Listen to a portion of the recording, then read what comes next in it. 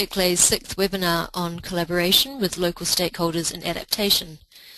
My name is Emily Dowding-Smith from ICLEI's Resilient Cities team in Bonn, Germany, and I will be hosting this webinar for you today. For those of you who don't know about us, ICLEI Local Governments for Sustainability is a membership organisation for local governments around the world, and we convene the annual Global Forum on Urban Resilience and Adaptation, which is known as Resilient Cities, and we do that here in Bonn. These webinars showcase a selection of speakers from our conference in 2012, and they provide a resource for those unable to attend the conference, whilst also keeping the dialogue alive on the topics that we will feature next year. If you are interested in contributing to the next conference, I would like to take this opportunity to let you know that our call for contributions is currently open, and it will be until the 30th of November. You may wish to submit on a topic of stakeholder collaboration for adaptation, or one of the many other topics related to urban resilience and adaptation to climate change. So please see our website to do that. Our agenda for today includes 2 presentations, totaling 40 minutes, followed by a 10 to 15 minute question and answer session.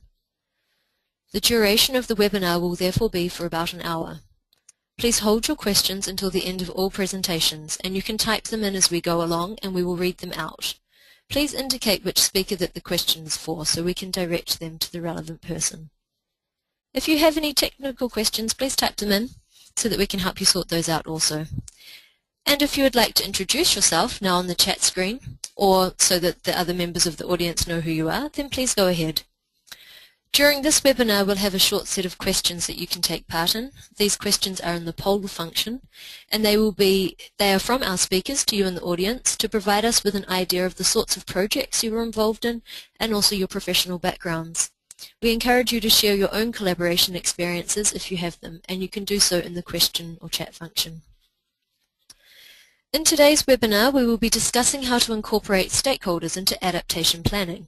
The focus of this will be on how local governments can integrate multiple stakeholder cooperation with researchers, experts, local communities, and the private sector into their adaptation planning. We have 2 very good practical examples that illustrate how local governments are working to come up with collaborative solutions. The first is from Scotland, with Anna Beswick from Adaptation Scotland explaining the methodology they are working with, and the second is from Denmark, with Lone Kalstrup, who manages the Carbon 20 project for the municipality of Kolding there. So, please allow me to introduce Anna Beswick, our first speaker of today.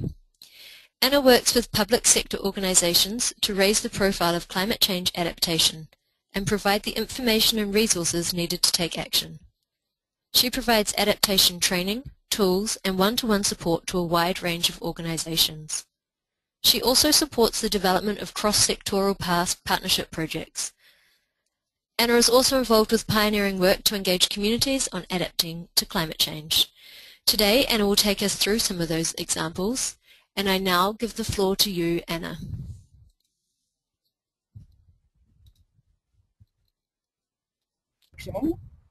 Thank you very much for that introduction. It's good to be with you all today.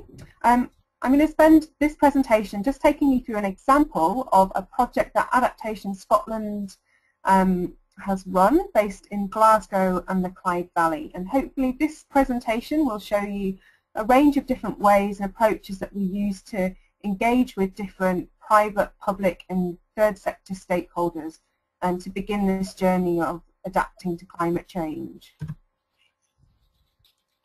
Anna, can I just stop you there? We can't see your screen yet. Can you please activate just click the button to start. Okay, is that better? That's perfect. Thank you. Please continue. Okay, so quickly just to introduce Adaptation Scotland, which is the programme I work for. We're a national programme funded by Scottish Government to support climate resilience throughout Scotland. We provide information about how Scotland's climate's changed in the recent past and how it might change in the future, and we work with businesses, communities, public sector organisations to help them understand some of the challenges that they face and some of the actions that they may want to take both now and in the future. So to go back to the subject of today's presentation, this is about a project that we have run in Glasgow and the Clyde Valley, which is the area roughly within the circle shown on this map. Glasgow is the largest city in Scotland, and the Greater Glasgow area includes over 2 million people, around 40% of the Scottish population. And this project area includes 8 local authorities, and in terms of, there's a wide range of business and industrial sectors represented in the region, right from manufacturing, traditional shipbuilding industries, through to financial services, tourism and events. It also has some of the areas that are most socially deprived in Scotland, and some of the lowest life expectancy in any UK cities are found in this region of Scotland. The region has experienced numerous weather event impacts over the years. So these are just some images of the region, just to give you an idea of the place that I'm talking about.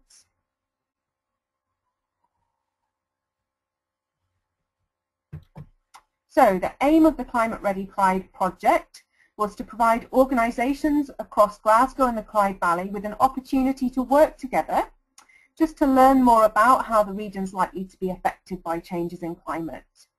And then from that increased knowledge base, to provide an opportunity for organisations to work together to actually figure out how best to address those shared challenges. So quite simple aims. The project so far has been run over 3 workshops. The first one was this time last year, the second one in March 2012, and the most recent one in June 2012. And I'm going to tell you now about some of the different activities that were undertaken as part of that.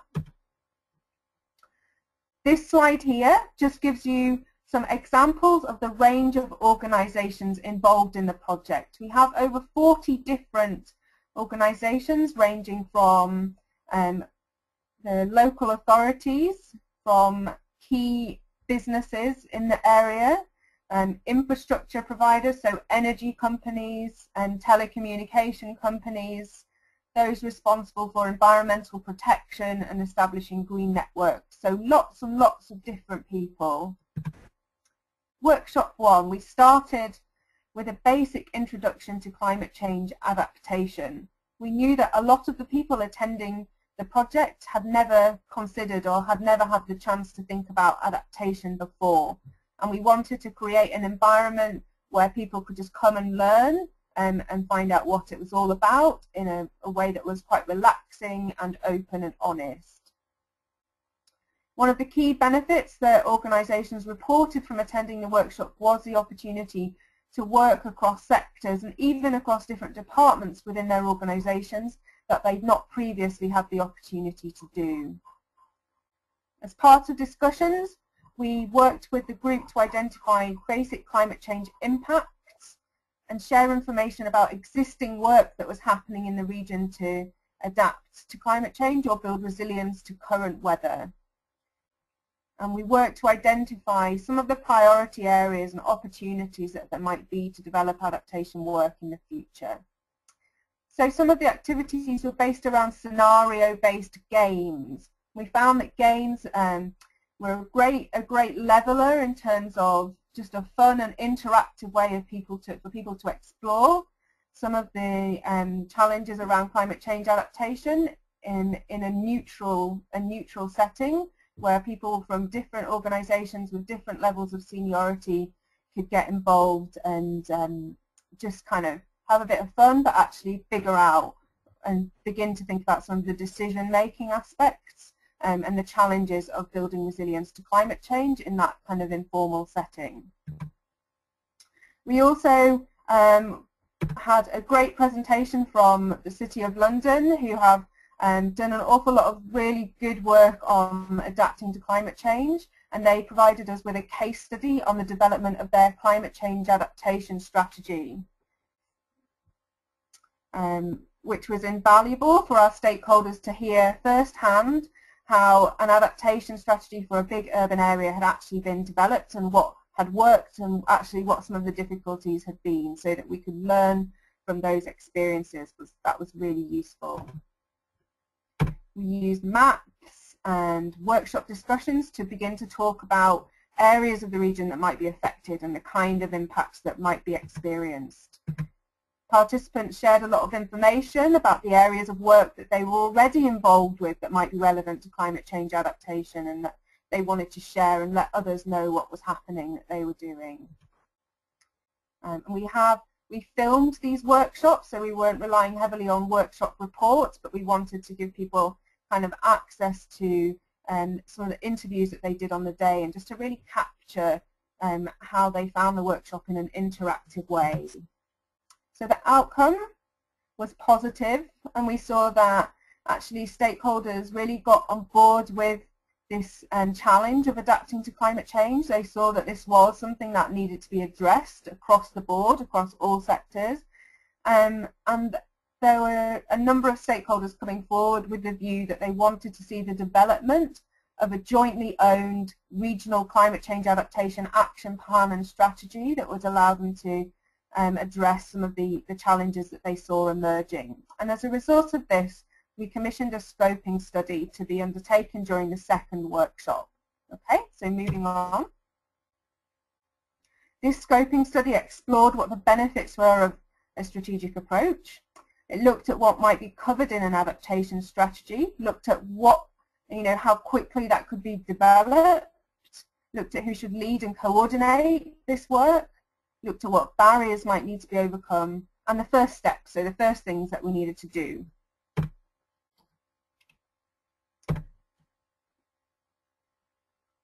So the scoping study involved us working with participants to really gauge whether there was across-the-board support in terms of wanting to see the development of a shared strategy and action plan, or was it just one or two organisations that really saw the benefits of this?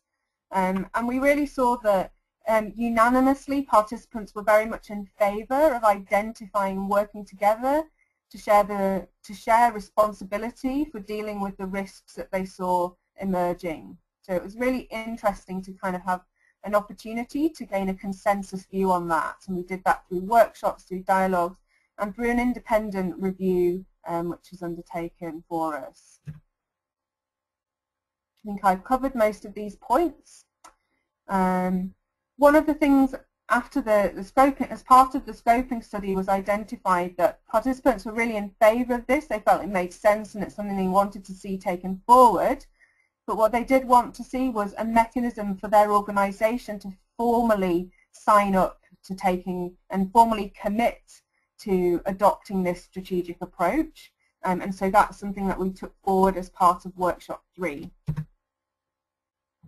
So Workshop 3 is our most recent workshop carried out over this summer.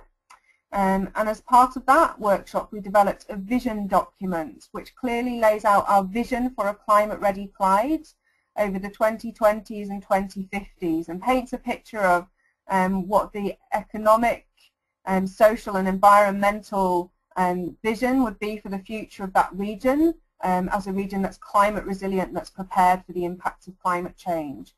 And that vision document has just been published and is out for review by the partner organisations and will be finalised this winter.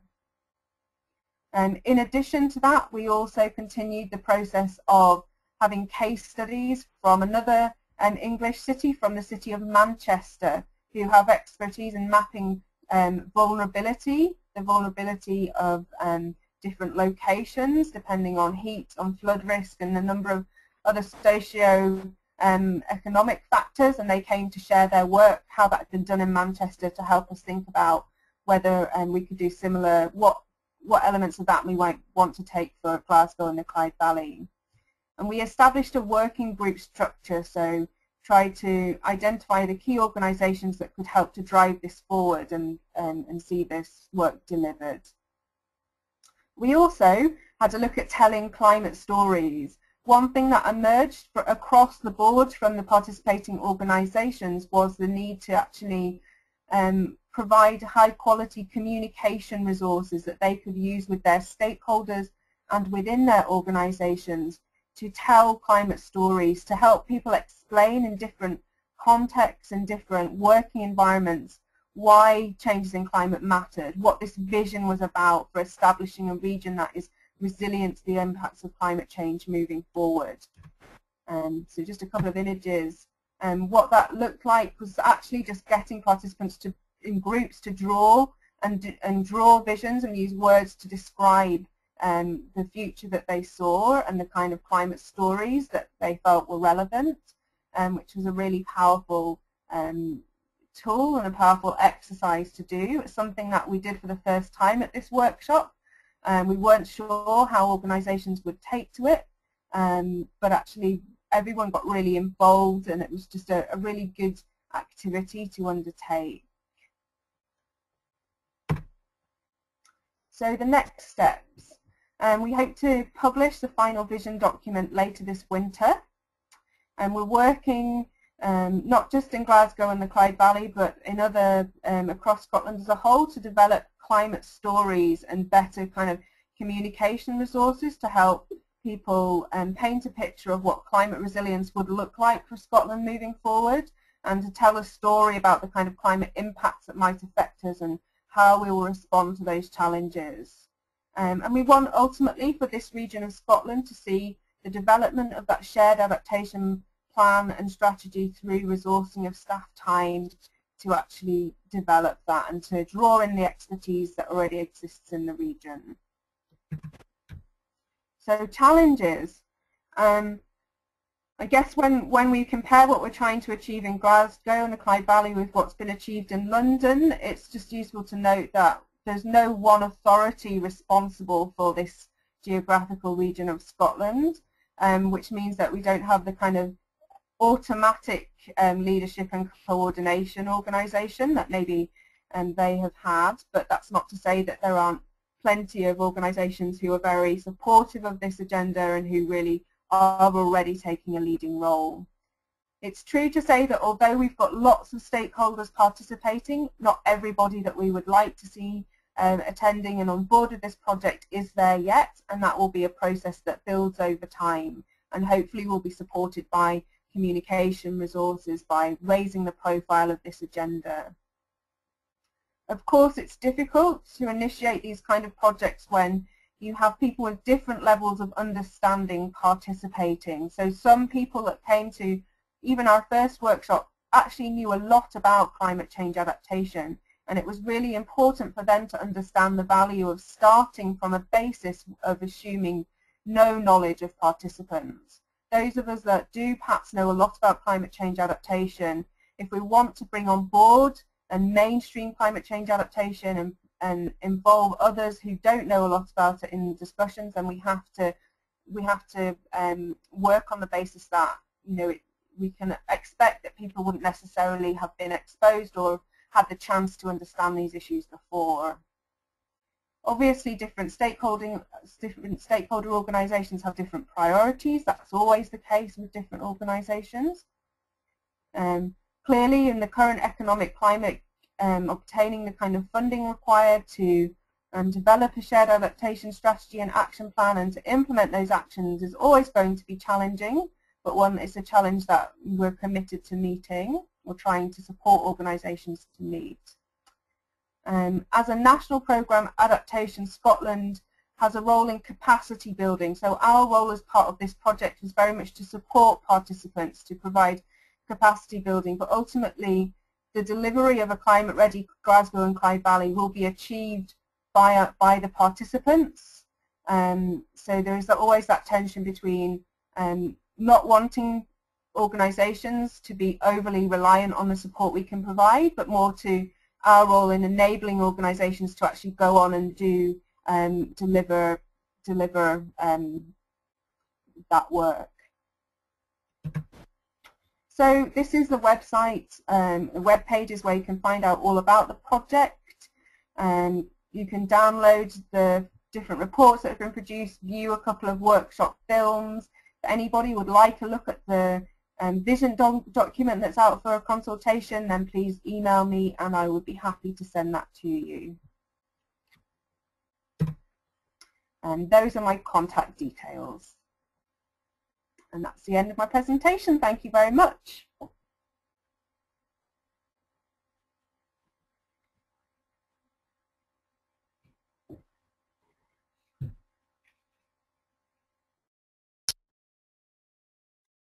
Thank you very much, Anna. Apologies for the delay there. Okay, so if you have any questions, please start typing them in, and also keep introducing yourself. It's nice to see who we've got in the audience with us today. We'll take all the questions at the end, and when we start the question, we will also show the rest of our questionnaires. We actually didn't realize that they would take up the whole screen, so we'll pause on those and continue later. We move now to our second presentation, and our second presenter today is Lone Kalstrup. Since the start of 2011, she has been project manager for the Carbon 20 project, employed by the municipality of Kolding in Denmark. Prior to this, she was the project leader in a large number of projects related to capacity building of public and private sectors. She is also affiliated with the partner institution Gate 21, a member organization that cooperates with municipalities in Denmark in finding solutions on climate problems. Lone is going to take us through some examples of that work now, and I give the floor to you, Lone. However, I'm going to unmute you and start your presentation for you here. Just bear with me one moment. Okay. Okay, Lone, I think we're ready to go. Yes, I cannot, I don't see, yeah, well, there it is, yes. Yes, hello everybody. As Emilie said, my name is Lone Kalstrup, and I work as project manager for this Carbon 20 project. We had some technical problems, so Emilie, she will manage my presentation or the slides. I think the screen before that, Emilie. I'm not sure if it's working. Yeah, it's working. There's just a slight delay. Just bear with me as I put... Okay.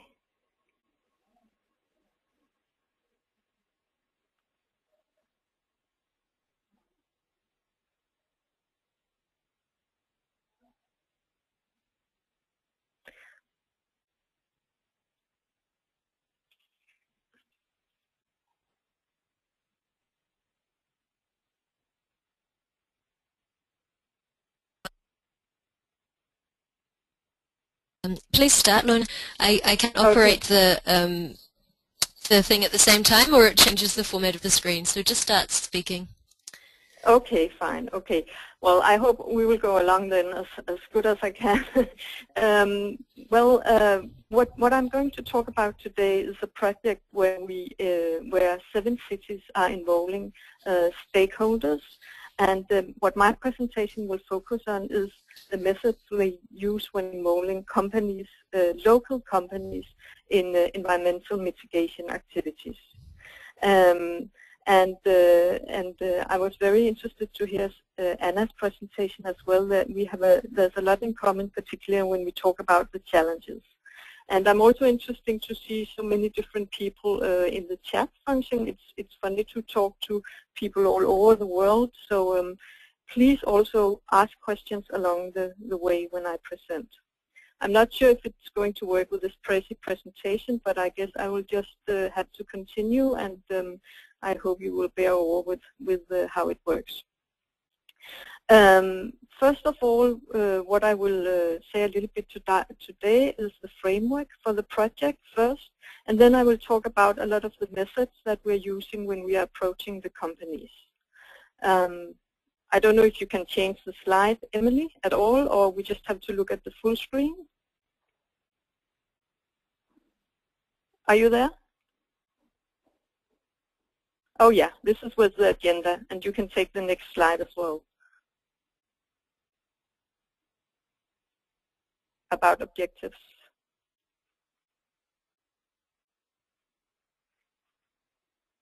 Well, it comes on with a bit of delay. The overall objective of this project is to reduce carbon emissions from businesses. And as I said, the project is began by 7 cities who are working together in a group called Green Cities. And they are all very ambitious cities on climate and the environment. And what they realized when developing this project was that they had 3 areas they could address when they want to reduce CO2 emissions from the cities. They could look at their own activities as a city, for instance, the school, the administration, the kindergartens, and so on. They could look at the behavior of the citizens within the city border, and then they could look at the businesses and try to cooperate with them. And this project is exactly about how do cities cooperate with the local businesses in reducing CO2 emission. And this is important because they realized that one-third of the emission within the city borders was actually coming from the businesses. Of course, it varies between the different cities depending on the kind of production that are within the city border. Yes, you can take the next slide, Emily. The stakeholders in this project, yeah, it will come. The stakeholders in this project are, this is too long, anyway. The stakeholders in this project, we have the businesses as stakeholders, we are involving the universities as well, and we have the 6 cities, and we have the supply companies and consultants who are working in the enterprises.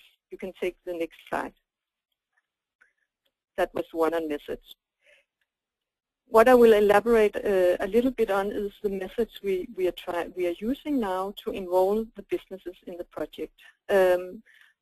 Take the next slide. I will talk about 3 methods. We are making networks, smaller networks. We are making meetings to share information, and we are making individual contracts with businesses. And that's it. This picture here is from the one network which we have created, which was very successful. It is a street in Denmark, in Copenhagen, in a part of Copenhagen called Vandløse, where a lot of shops have already worked with energy-saving activities. And they wanted to do something more. And the municipality of Copenhagen had a meeting with them. This is from the meeting where they talked about what could be interesting for this group to do. This was a group of shops selling textiles. Just take the next slide. What they came up with was that they wanted to address the customers. They wanted to address the customers of the shop. And what they did was to make a campaign where all the shop owners, they handed out this brochure, or this pamphlet you can see with a pink sign on it. It says in Danish, or in English, if I translate, there's money in dirt. And what they did was to give this out to all the customers, and it has a lot of advice on how to treat your garment when you have bought it, how do you wash it in the most climate-friendly way, and how do you dry it by not using a drying machine, and so on. You can take the next slide.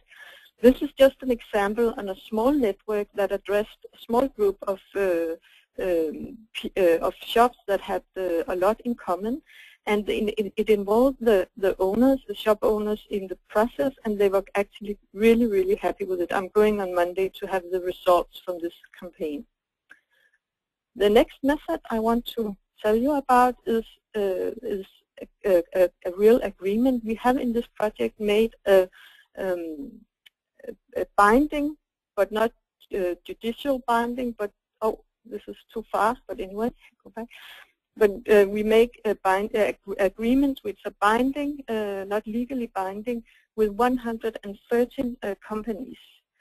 And this agreement, the companies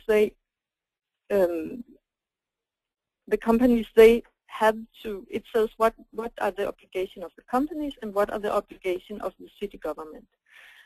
All companies, they have to have an energy screening. They have to make a plan for their energy-saving activities, and they have to work closely with the city governments to follow up on their activities. And the city government, on the other side, they provide all the companies with a free energy screening of the company, and they help them through the process as well. All companies commit themselves to 20% reduction in the CO2 emission. You can change the slide, Emily. Also in this agreement, they are asked to go through 6 steps in the we call it the Carbon 20 wheel, but this is just the process they have to go through, and they get help to go through this process by the city government. You can take the next slide.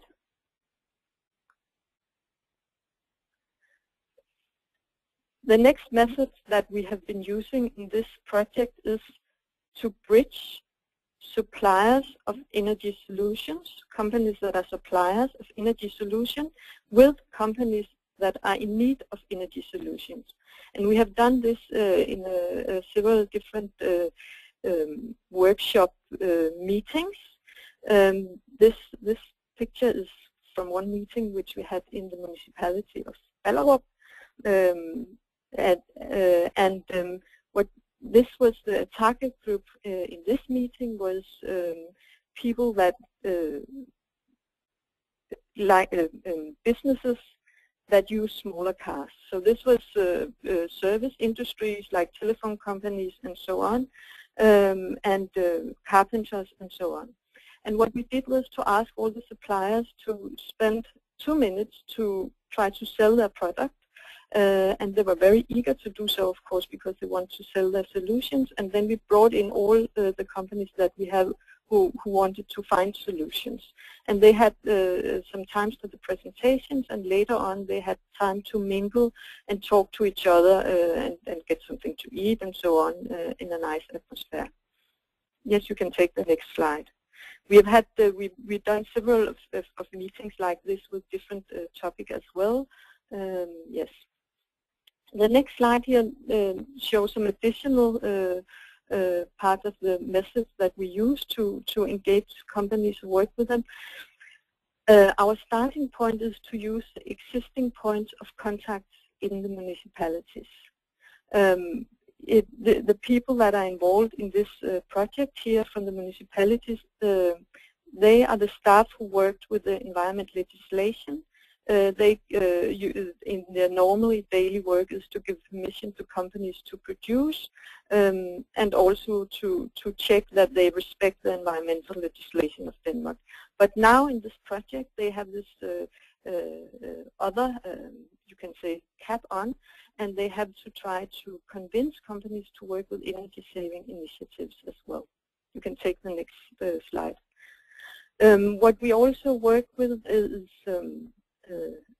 branding of the companies. There's a big interest from the side of the companies to that their initiatives are acknowledged in the local area, and we have helped them to make a lot of articles. You can see this is from one of the municipalities, Allerød, who's part of it, and they made an agreement with the local newspaper to every month present one of our companies and tell about what they have done, what they have achieved in this project. You can take the next slide. Another thing of branding is that we have some celebrations of our companies and some award shows, and this is from one award show we had also here in October. Where you got an award from having the company who has done best up to now or something like that. There was some certain criteria, and this was one of the companies who received the award, and this is the environmental major of Copenhagen who is giving it out, and of course it's created a lot of publicity for the company, and they are very happy to be part of this. Yes, you can take the next slide.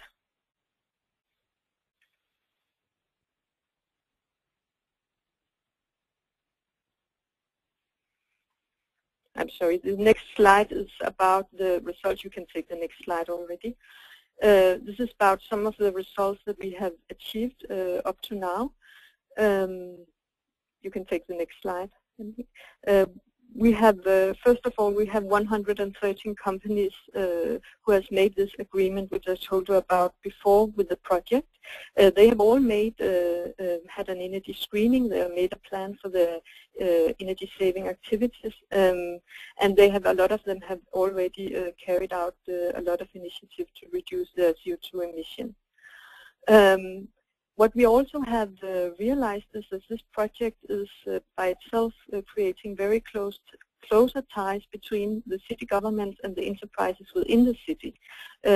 We have had the local network started in several cities, and this is spilling over into other activities. And for instance, when there are meetings and adaptation and other things, we use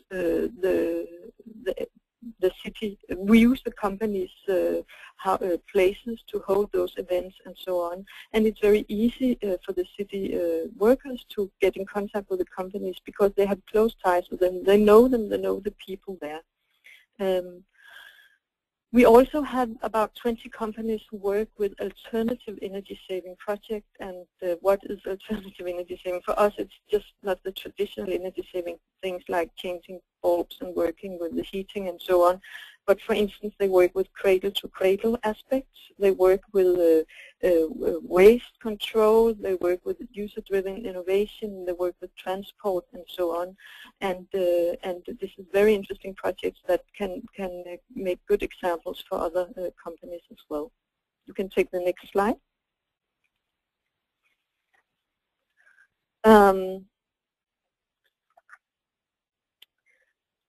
The next slide, which, if it's coming, it will be on the challenges in this project. I don't know if it's, oh yeah, just take the next one. The challenges in this project is first of all that for companies, environment and climate, you can take the next slide a minute. Environment and climate is not always top priority. We spend a lot of efforts to try to involve the companies in this project, and it's difficult to get them to meet. And this is the next slide, which is related to this. It also means that city staff, they use a lot of time to do this. And we are trying to make some calculations. We have not come yet to the cost effectiveness of our activities in terms of reduced CO2 emission. But we are not able to say anything realistic about this by now. You can take the next slide. The next slide is showing another challenge in the project, and that is that we have to realize that the partners in this project, they are all in it from different perspectives. It means that when we cooperate together, there might be some different expectations, for instance, on the planning of the activities. To give one example, a lot of the enterprises, they think they want results very quickly, and it doesn't take long because they have fulfilled the prejudice over cities. What they think about cities, they think they are reacting very slow because they need to see results quickly if they make investments. And also particularly in this time of crisis, they are very much, they have to look at their bottom line, they have to earn money, and they don't want to invest time in anything where they cannot see they get out of it what they have given into it already. Cities, they are more political, and they can look at things in a much longer time perspective. For instance, 5 years to reach something is normal for them. And with universities, they have often another perspective. They are very academic, and they would like to observe what is happening. And cities can say often they only want to talk. They don't want to make results. You can take the next slide. But what is important about the different perspectives when we work with it is to have to understand that there needs to be something in it for everybody. Otherwise, we will not be able to reach our goal of cooperation. And then our learning points, you can take the next slide. One of the learning points, you will see it in a minute, is that what we have seen is that what is really working is when you are able to make good personal relations. The cities in this project that have been most successful are the ones that are really good at making strong personal relations with the businesses and to follow up and to be able to talk to them and understand them in their language. This also relates to the different perspectives. If you are working in the city government, you want to do this, you should be able to understand the perspectives from the point of view of the businesses. You should be able to talk each other languages, so to speak. Another thing that is also from the example I gave you on the textile shops is that it's really important to involve the stakeholders in the planning and the initiatives. It just is much easier to reach the target and to get success out of it. And then finally, we have been discussing what should be the role of city staff when making this kind of work, when involved businesses. And what our conclusion is that if you should work with this, you should neither be an expert on energy saving nor a coach, but you should be something in the middle. You should be able to know a lot about energy saving initiatives. But you should also be able to understand the businesses and to talk to them and to motivate them in carry on with their activities. Yes, I think that was more or less it. I'm really sorry that the presentation was a bit slow, but I hope you all got something out of it. Thank you very much. You can take the last one. Yes. Thank you very much, Lone, for your presentation, and I'm sure that it came across nice and clear for everybody. We're going to turn now to the questions, and I believe that there are quite a few questions. What we'll also do is put up our final 2 poll questions so that our speakers can have a bit of an idea of the background of our audience here. But I'm just going to turn briefly to the questions. So, if you just bear with me for one moment as we gather them up.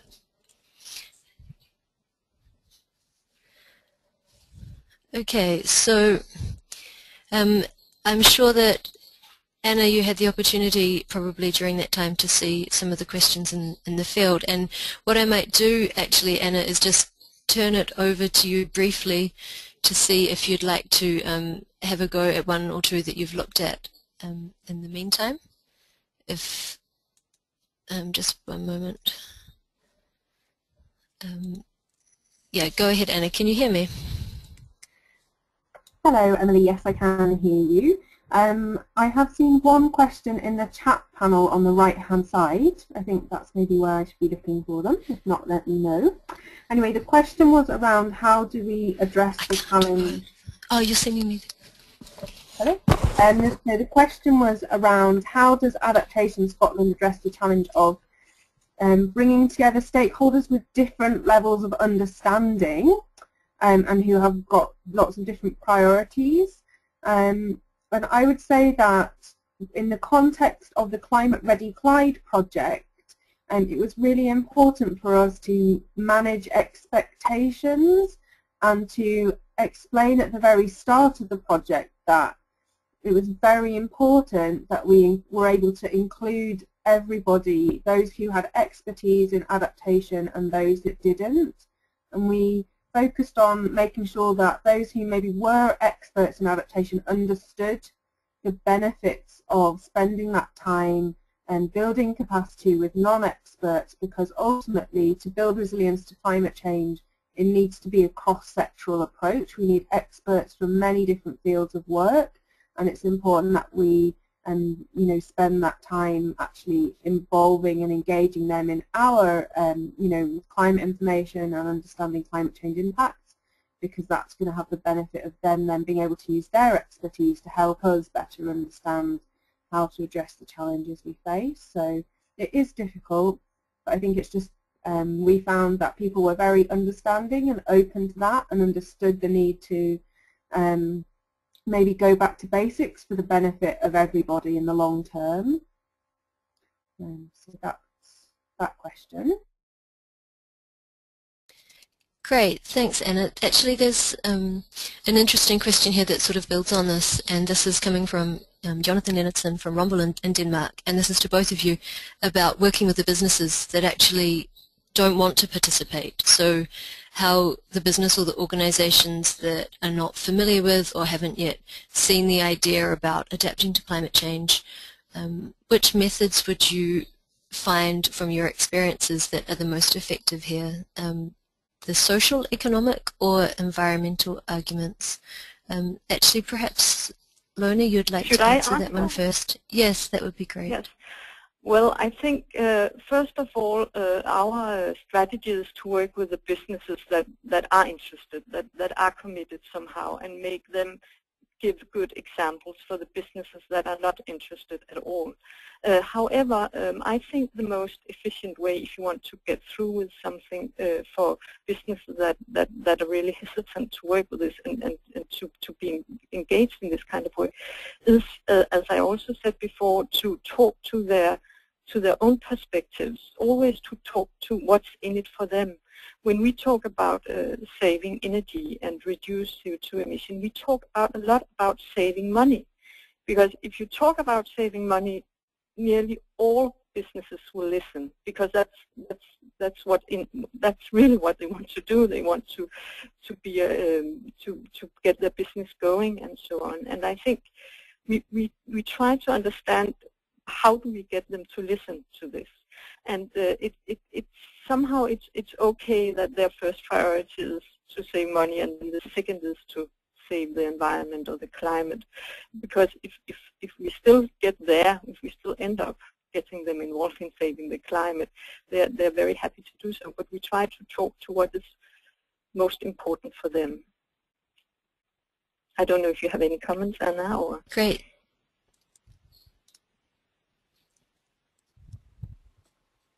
Yeah, I think in the context of the project that I presented today, we're actually working with an Alliance of the Willing, so we're not actually actively trying to convert businesses that aren't interested into being interested. But what we are doing, and hope to do through our messaging and through our visioning work around economic sustainability, is provide information that is actually would resonate with any business, regardless of whether they're particularly interested in the green agenda or not.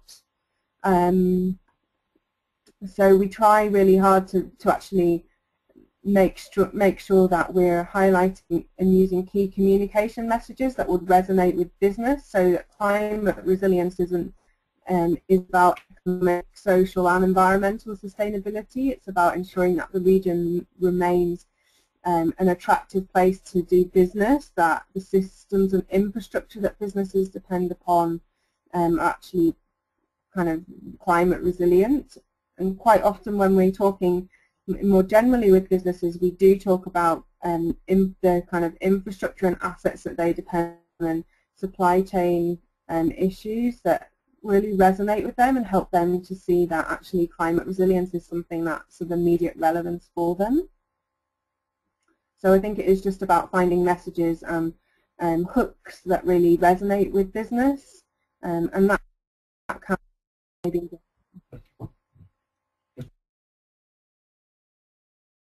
Thanks, Anna. And what was also quite interesting in your presentation was some of the methodology approaches that you use, and we've got some comments and questions on that. The first about the game that was noticed from Kate Admiral from the National Council for Voluntary Organisations in England, and if that is available to share.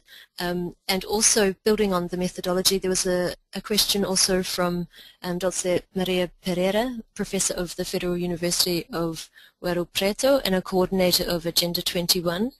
The idea about the climate stories, and that seemed to be very interesting. And within the sharing of stories, how you actually went about dealing with the differences in the levels of understanding and the priorities amongst those stakeholders. So the first question about the game is that we haven't published it as a resource that can be downloaded from our website, but we're more than happy to share it with anybody that's interested. So if you'd like to have a look at the game and talk about how it could be used, then I'd be more than happy to have a chat about that. It's a game that we have run in a number of different contexts. We've run it as part of a national conference with one organisation where we had all the conference delegates playing the game around the room. We've run it as part of workshops, part of training sessions. So it's basically just a board game that shows and tries to explain climate change impacts and consequences for different sectors, and includes 2 scenario decision-making based activities. So yeah, more than happy to share that if anyone's interested. On the climate stories, in terms of how do we get participants to tell climate stories when they've got different levels of understanding?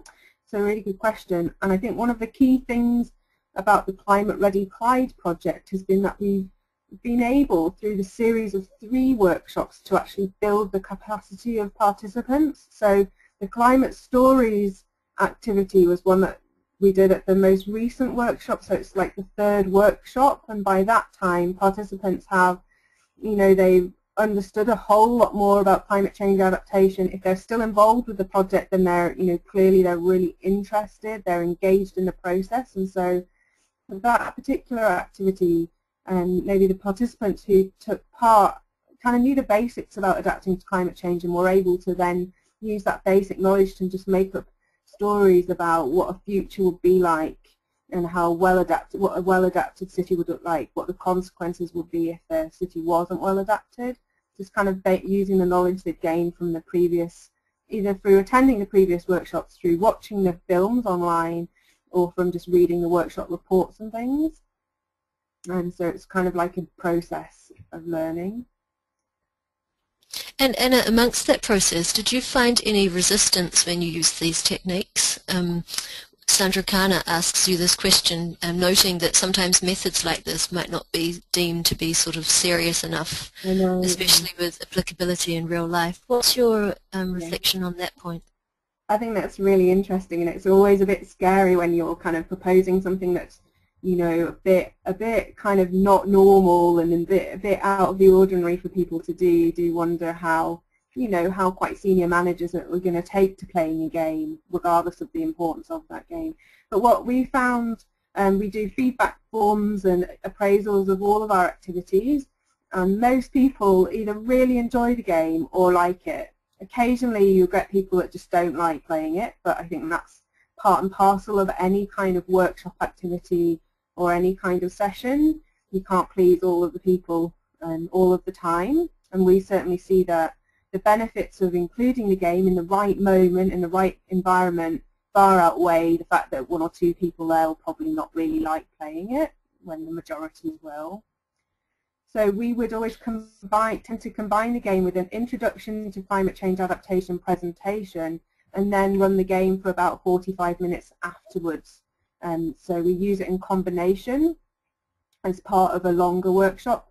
With all of our workshops, we would try to have a mixture of formal presentations, activities like climate stories or games, and then more structured discussion sessions. So we try to keep a mix. I hope that's answered that question. I can't remember. Thanks, Anna. Yes, it has. And we have a sort of statement question also for Lona now, looking more at the sort of business side and getting stakeholders engaged from this perspective. And Steve from the Royal Haskinen DHV, based in Peterborough in the UK, notes that he works with accelerating collaboration and sustainable growth in cities, and is mentioning networking between the multiple stakeholders as important. And he's wondering if you have some reflections or tips on how you can get the message across to get more people engaged, noting that, of course, the win-win message that Lona you've put across is quite important.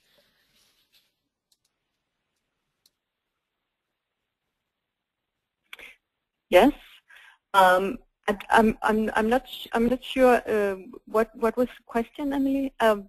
If I have additional methods to get the, sorry? I think it's more a statement, but it's also to have your reflection on he says that he notes the networking between multiple stakeholders derive more unseen benefits than foreseen beneficial outcomes, and how we can actually get the message across to get people engaged. So perhaps that's more in the delivery of the message and also the promotion of it amongst different businesses and actually getting that message to those people to bring them together.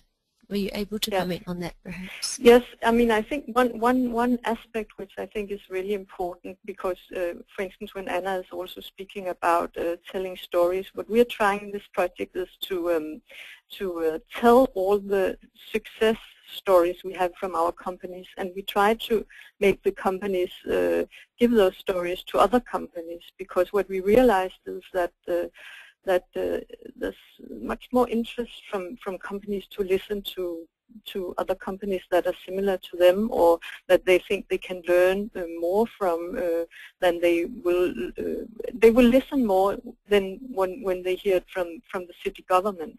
So we try to use a lot of energy on communication to try to convert those interesting cases we have from one company to the other, and to invite companies to some of the big businesses in Denmark who are really successful in doing climate initiatives.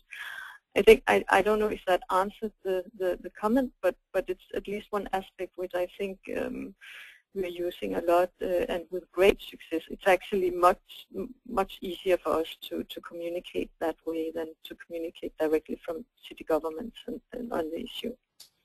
Great, thanks, Luna. I think it's an interesting point, and a more sort of direct question on how to get people engaged has come from Marissa Castello of the Team Planners, and she's currently working in the city of Mindanao in the Philippines. We are doing participatory planning as a process. There were some pollutant companies who do not want to attend the planning sessions, which is a problem of the city. In your experience, how do you deal with them? And this is a direct reference to what she calls the hard-headed CEOs that will not come on board. Do you have any suggestions for that, Luna? Well, as I said before, the people who are involved in this project is also responsible for dealing with the environmental legislation in Denmark, and of course they have the possibility to put pressure on the companies that are really polluting, because we have some legislation that they can come after them and give them fines and so on, and they have to get permission to continue their production in the cities.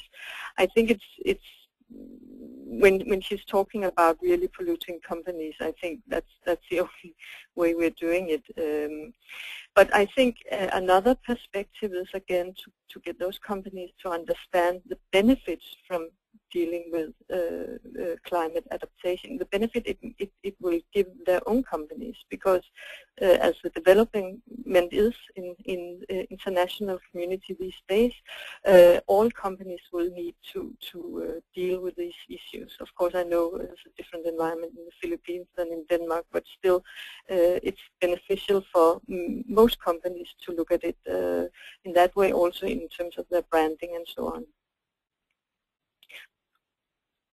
Yeah. Great, thanks, Luna. I think that answers, or at least provides your perspective on it as well. We're coming to the end of the time for the session, and there's no further questions. I would like to wrap up this 6th session of our webinars this year in the series. As we conclude, I would like to thank Anna and Luna for sharing their experiences and their point of view and taking the time to engage with the audience and answer the questions. Some more specific questions we can, of course, email directly to the speakers. I've noticed from the audience there are some quite project-specific questions, so we will forward them on to make sure that speakers receive them for you. Of course, we've been recording the webinar, so it will be available on our website shortly with the presentations from both Luna and Anna. And on our website, you are also able to find the 5 other webinars that have been recorded earlier this year in our series. Once again, I would like to remind you about the open call for contribution for next year's Resilient Cities Conference, which will take place from the 31st of May till the 2nd of June. As I mentioned in the introduction, the webinar series bridges some of the dialogue between the topics we feature in 2012 and then again the topics we wish to feature in 2013. And within those topics, particularly collaborating with local stakeholders, and we've noticed from the poll that a lot of the audience today are actively working and participating in this topic. There are actually categories in the call for contributions on collaborating with local stakeholders in adaptation planning. So we encourage you to submit, and also we encourage you to attend the conference next year. If you would like to, you can also from December onwards on our website. So thank you very much for your time today, and we're going to close the webinar there, and we thank you very much for your time.